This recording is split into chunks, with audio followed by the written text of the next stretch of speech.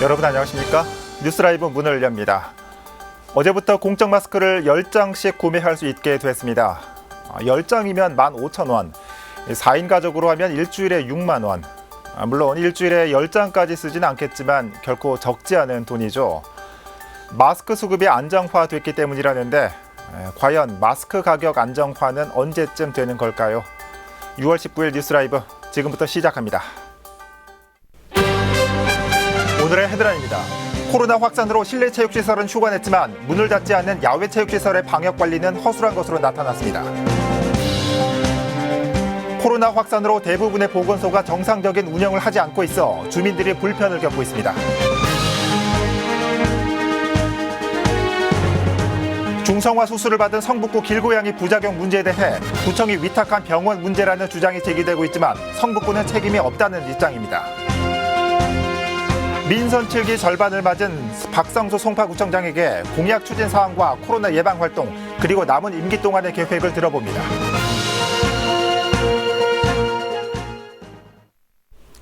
광진구는 지난 2월 회의 끝에 아차산 배수지 체육공원은 휴관하지 않기로 결정했습니다.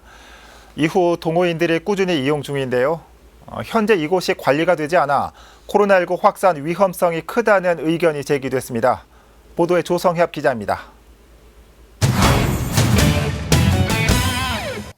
평일 오전 아차산 배수지 체육공원입니다. 축구장 안이 동호인들로 가득합니다.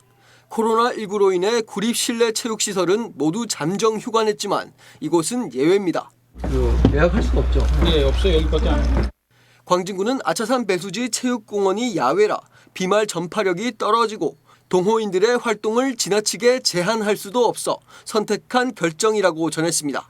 체육공원은 인적이 드물고 사방이 탁 트인 아차산에 위치한 야외 공간으로 감염 위험성이 낮은 점, 그리고 각종 실내 체육시설의 운영 중단으로 국민 건강을 증진시키는 생활체육의 충족이 어려워진 점 등의 의견을 반영하여 철저한 방역을 전제로 개방 운영토록 결정하였으며 문제는 관리 체계가 허술하다는 것입니다. 이용자 출입 시 발열 체크나 명부 작성을 하지 않는 데다 동호인들 중 마스크를 쓴 이들도 찾아보기 어렵습니다. 마스크도 쓰지 않고 계속 운동을 하고 레슨을 하고 음식을 함께 먹고 있는데 안전하다고 말할 수 있는 것인가요? 관리 감독하지 않은 상태로 체육공원의 대관이 계속 이루어진다면 광진 국민들은 굉장히 불안해할 것입니다. 구는 문제점의 심각성을 깨닫고 이달 10일부터 직원을 둬 관리 중이라 밝혔습니다. 이용자의 명부 작성 및 발열 체크를 시작하신 이후로 계속 하고 있습니다. 그러나 15일과 18일 취재진이 현장을 방문한 결과 여전히 발열 체크와 이용자 명부 작성을 하지 않았고 관리 직원도 찾아보기 어려웠습니다. 광진구 측은 관리에 만전을 쏟고 있지만 야외 체육시설의 특성상 모든 인원을 확인하긴 어렵다고 전했습니다. 딜라이브 설경기 케이블TV 조성엽입니다. 코로나19 확진자 발생 후 노원구 보건소가 석 달 넘게 폐쇄 상태입니다. 보건증 발급을 비롯해 기존 업무가 중단되면서 주민 불편도 커지고 있습니다. 박선화 기자의 보도입니다. 지난 2월 25일 코로나19 확진자가 다녀간 후 노원구 보건소는 폐쇄 상태입니다. 이 소식을 모른 채 보건소를 찾은 주민들은 허망히 발길을 돌리고 있습니다. 보건증만 들어가는데 안 된다잖아. 그걸 어떻게 알아 너희네들이. 홈페이지 어떻게 들어가. 컴맹인데. 답답한 건 직원들도 마찬가지. 코로나19 확산으로 보건소 폐쇄 지침이 내려왔고 이 사실을 보건소 홈페이지에 알렸습니다.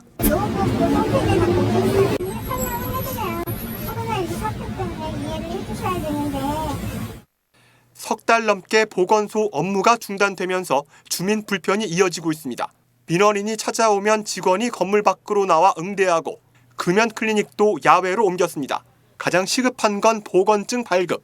요식업계 종사자나 어린이집 운영자 등은 1년에 한 번 건강검진 후 보건증을 발급받아야 합니다. 그런데 이 업무가 중단되면서 주민들은 노원구가 지정한 8곳의 개인 병원 또는 확진자가 나오지 않은 의정부 보건소로 가고 있습니다. 보건소에서 발급받으면 비용은 3,000원이지만 개인 병원은 25,000원. 발급비 역시 부담이 아닐 수 없습니다. 보건증을 하고 여러 번 다 하셔요. 비용은 얼마예요? 비용은 2만 5천 원. 2만 5천 원. 계속되는 코로나19 확진자 발생 속에 언제 다시 보건소가 정상 업무에 들어갈 수 있을지 기약 없는 상태. 코로나19가 장기화되고 있는 만큼 보건소 폐쇄를 알리는 상시 안내 문자 발송 등 대응책 마련이 필요해 보입니다. 들라이브 서울 경기 케이블 TV 박선화입니다. 다음 달이면 어느덧 민선 7기가 반환점을 맞게 됩니다. 뉴스라이브에서는 민선 7기 후반기에 돌입하는 자치단체장들을 만나 지역 현안과 성과 그리고 앞으로의 계획을 들어보는 시간을 마련했습니다. 오늘은 박성수 송파구청장 만나보겠습니다. 구청장님 안녕하십니까? 예, 안녕하세요. 반갑습니다. 네, 반갑습니다. 다음 달이면 취임 2주년을 맞이합니다. 민선 7기 후반기에 돌입하는 길목이기도 한데요. 자, 먼저 민선 7기의 전반기 어떤 성과가 있다고 보시는지요? 예, 지난 2년은 서울을 이끄는 송파를 목표로 우리 송파의 변화와 발전을 앞당기기 위해서 총력을 기울인 시간이었다고 생각을 합니다. 네. 우리 국민분들의 큰 관심사인 일자리랑 관련해서 송파 일자리 통합지원센터를 비롯한 다양한 일자리 플랫폼을 조성하고 또 계층별로 필요한 맞춤형 취업지원 서비스를 제공하여 왔습니다. 특히 지난 20년간 논의만 되던 송파문화재단을 본격적으로 출범하고 또 석촌호수 중심의 문화인프라 구축과 또 송파 둘레길 조성을 통해서 송파반의 특색 있는 그런 문화 기반을 마련을 했습니다. 네. 이 밖에도 방이이동, 노후청사 복합개발과 풍납동 토성 주변의 도시재생사업, 또 서울도서관 본관 및 동남권의 시민청 등을 유치해서 송파의 가치를 높이기 위한 기틀을 마련했다고 자부하고 있습니다. 네, 다양한 사업들이 진행됐고 또 진행 중이군요. 자, 이 송파구에서는 공약 이행 평가단이라고 있죠. 이 분기별로 공약 네. 이행 여부를 점검한다고 하는데 민선 7기 성적표는 어땠습니까? 예, 공약 사업을 체계적으로 관리하기 위해서 취임 이후에 공약 이행 평가단을 유촉을 했습니다. 예. 우리 송파 구민과 또 외부 전문가로 구성이 되었는데요. 매 분기마다 현장 방문 등을 통해서 꼼꼼하게 공약 이행 여부를 평가해주고 계십니다. 현재 75개 공약 사업의 이행률은 61.4%입니다. 최근 한국 매니페스토 실천본부가 주관한 공약 이행 평가에서 우리 송파구가 최고의 등급을 받았는데요. 네. 국민과 약속을 지키고자 한 노력이 대외적으로 또 인정받은 것 같아서 매우 기쁩니다. 우리 68만 송파 구민의 협조와 또 2천여 직원들의 헌신이 없었다면 이룰 수 없는 결과라고 생각을 하고요. 이 자리를 빌려서 진심으로 감사의 말씀을 드립니다. 네. 자, 지역 현안도 좀 짚어보겠습니다. 앞서서 송파문화재단 말씀도 해주셨지만 최근 석촌호수의 아트갤러리 추진 등 많은 시도가 있는 것 같습니다. 후반기 중점 추진 과제가 있다면 어떤 게 있을까요? 예, 무엇보다도 이제 우리 주민들의 삶의 질을 높이기 위해서 교육과 또 문화 분야에 주력을 하려고 합니다. 대표적으로 송파 쌤이 있는데요. 우리가 선생님을 쌤이라고 이렇게 친근하게 부르듯이 예. 구민들이 필요로 하는 다양한 교육 서비스를 제공하는 사업입니다. 올해 하반기 안에 이제 구축을 완료하고 그 거점 시설인 송파 미래교육센터도 이제 7개소까지 늘려서 네. 미래 인재를 양성하고 또 구민이 원하는 그 평생 교육의 질을 더욱 높이겠습니다. 다음으로 이제 문화 분야에서는 우리 석촌호수를 중심으로 문화 실험 공간 호수를 조성을 하고 말씀하신 석촌호수 아트 갤러리 건립을 지금 추진하고 있습니다. 앞으로 송파 둘레길과 또 풍납동 토성 복원 등과 함께 우리 송파구를 자연과 문화 그리고 역사가 어우러진 그런 문화예술의 허브로 키워나갈 예정입니다. 그리고 제가 취임하면서 이제 송파의 미래 30년 내지 50년을 책임질 대형 프로젝트 추진에 이제 힘쓰겠다고 약속을 드렸는데요. 지난해부터 잠실 일대 조성되는 서울국제교류 복합지구와 또 성동구치소 이전 부지 개발 그리고 송파 ICT 보안 클러스터 조성 또 유래 신사선 건설 등 이런 사업들이 가시화되고 있습니다. 최근에는 또 한국예술종합학교를 우리 송파구에 유치하기 위해서 모든 노력을 기울이고 있습니다. 네. 아무튼 앞으로 관계기관과 보다 적극적으로 협의를 해서 우리 송파구민의 의견이 최대한 또 충분히 반영되도록 힘쓰겠습니다. 네. 자, 이 수도권을 중심으로 이 코로나19 확산세가 이어지고 있습니다.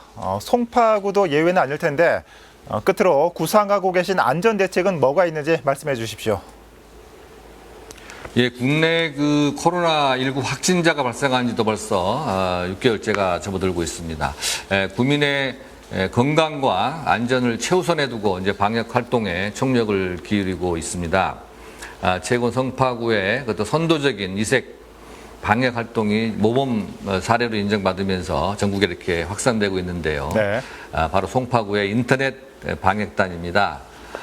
온라인상에 남아있는 코로나19 확진자들의 그 불필요한 정보를 삭제하는 활동을 합니다. 확진자와 가족들의 그 사생활 보호는 물론이고 또 소상공인들의 피해를 막는 데도 일조를 하고 있어서 송파 지역경제 활성에도 많은 도움을 받고 있습니다. 예. 지난 6월 10일부터는 또 정부 주도로 전국 시행이 본격적으로 추진되고 있습니다. 앞으로 코로나19로 인한 경제적 피해를 최소화하고 또 심적으로 고통받는 분들까지 우리가 꼼꼼하게 좀 챙기면서 빠르게 일상을 회복할 수 있도록 더욱 노력을 하겠습니다. 네. 자, 지금껏 보인 성과 못지않게 앞으로 남은 후반기에도 구민들을 위한 송파구가 되길 기대해 보겠습니다. 청장님, 오늘 말씀 잘 들었습니다. 네, 감사합니다. 네. 박성수 송파구청장으로부터 민선 7기 전반기 성과와 앞으로의 계획 들어봤습니다.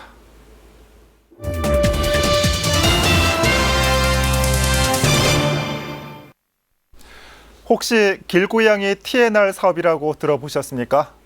중성화 수술을 통해 길고양이 개체수를 조절하는 가장 효과적인 방법으로 꼽히는 사업입니다. 그런데 최근 성북구에서 중성화 수술을 받은 길고양이들이 계속해서 부작용을 겪는 경우가 늘어나고 있어 논란이 되고 있습니다. 이승준 기자의 보도입니다. 성북구에서 활동하는 캣맘 강승희 씨. 최근 자신이 돌보는 길고양이들의 상태가 심상치 않음을 느꼈습니다.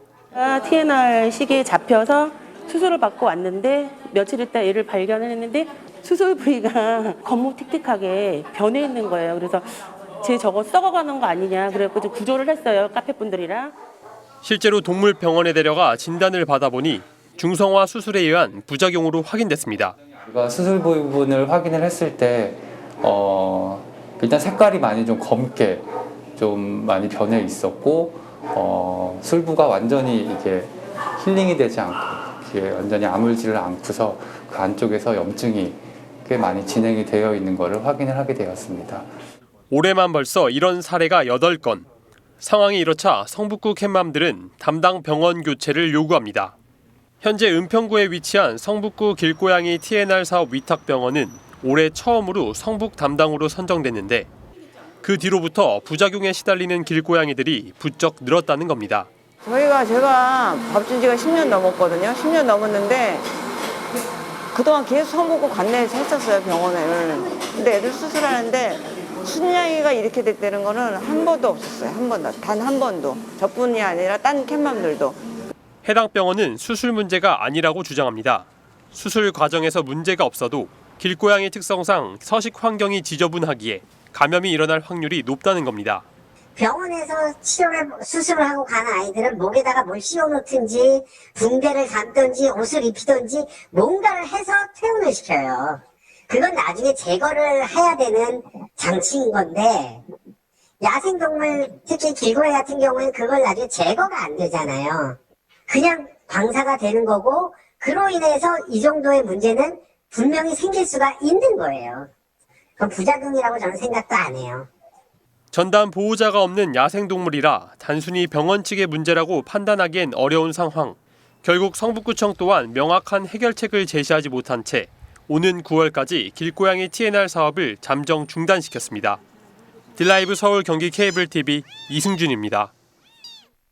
이처럼 성북구의 길고양이 TNR 사업이 난항을 겪고 있는데 이 문제 어느 정도 예견된 일이었습니다.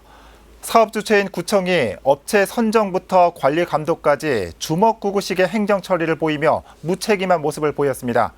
계속해서 이승준 기자입니다. 사실 성북구 캣맘들이 병원 교체를 요구하는 이유는 단순 수술 부작용만은 아닙니다.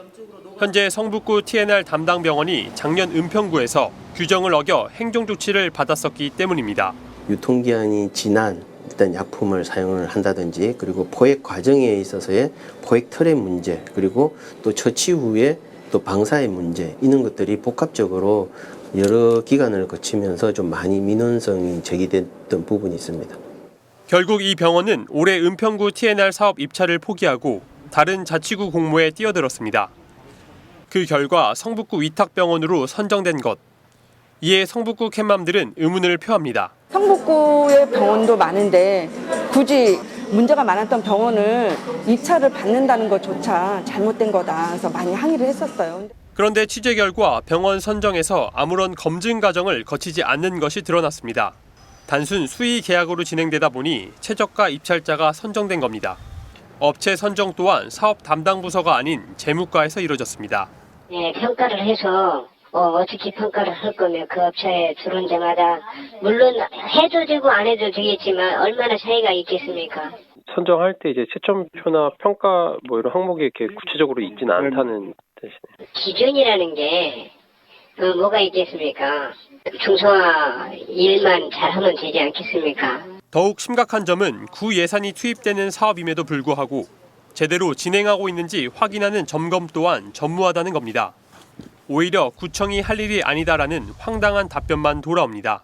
네, 병원 개선까지는 알아볼 수는 없지 않습니까? 저희들이 점검을 하지 않잖아요. 구청이 계약을 맺어서 구 예산이 거기 들어갔잖아요. 우리는 이제 그 은평병원에 이용을 할 뿐이지 그 병원이 뭐 의약품을 잘 쓰고 있는지 그것까지 단속 권한이 있는지 그거는 모르겠네요, 제가. 업체 검증부터 관리 감독까지 무책임한 태도가 이어지고 있는 상황.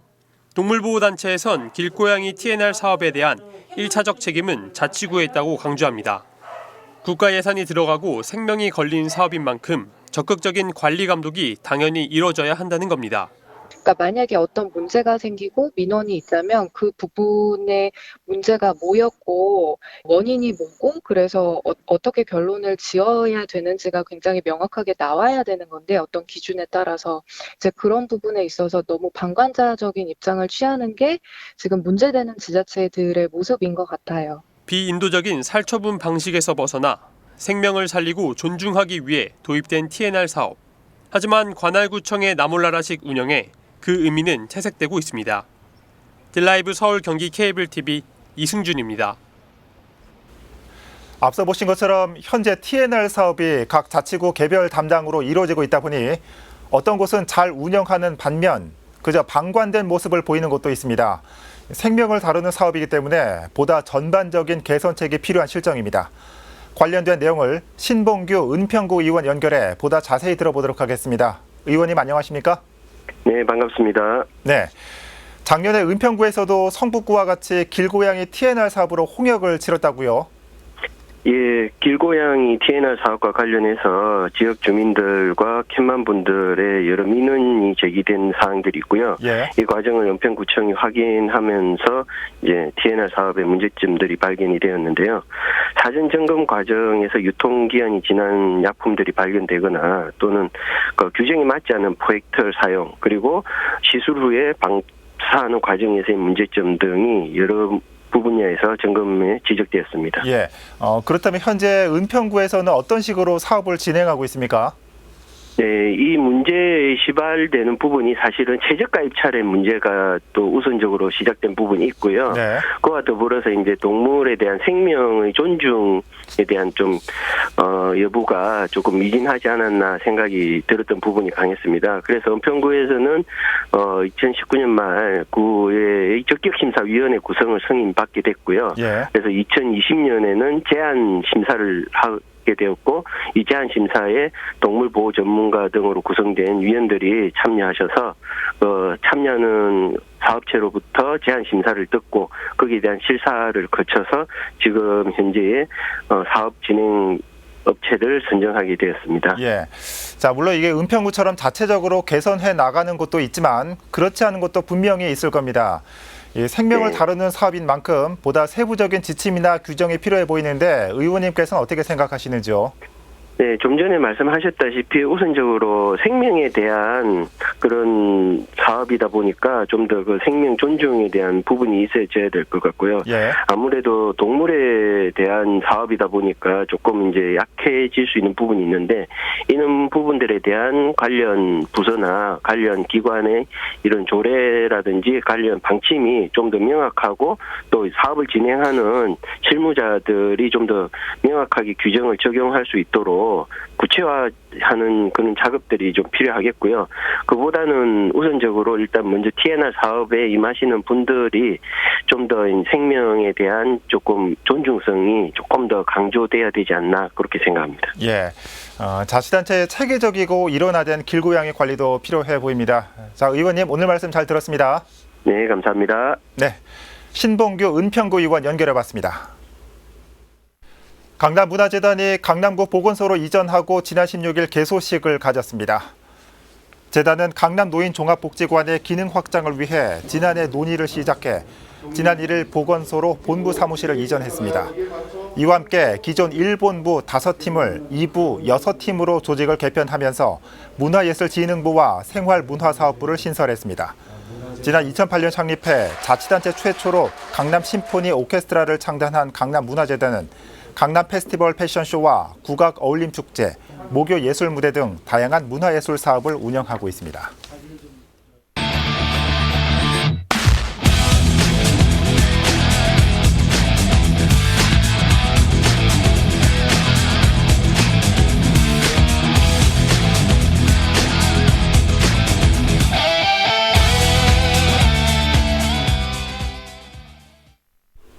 평균 재산 16억 7천만 원, 주택 2채 이상 보유자 24%. 어제 경실련이 밝힌 서울구청장들 재산인데 용산구청장과 서대문구청장은 주택 4채 이상을 보유하고 있었습니다. 물론 재산이 많다는 게 잘못된 건 아닙니다. 하지만 구민에게 더 가까이를 외치는 구청장들의 수십억 원대 재산을 보고 가깝게 느끼는 구민은 과연 얼마나 될까요? 뉴스라이브 마칩니다. 시청해 주셔서 고맙습니다.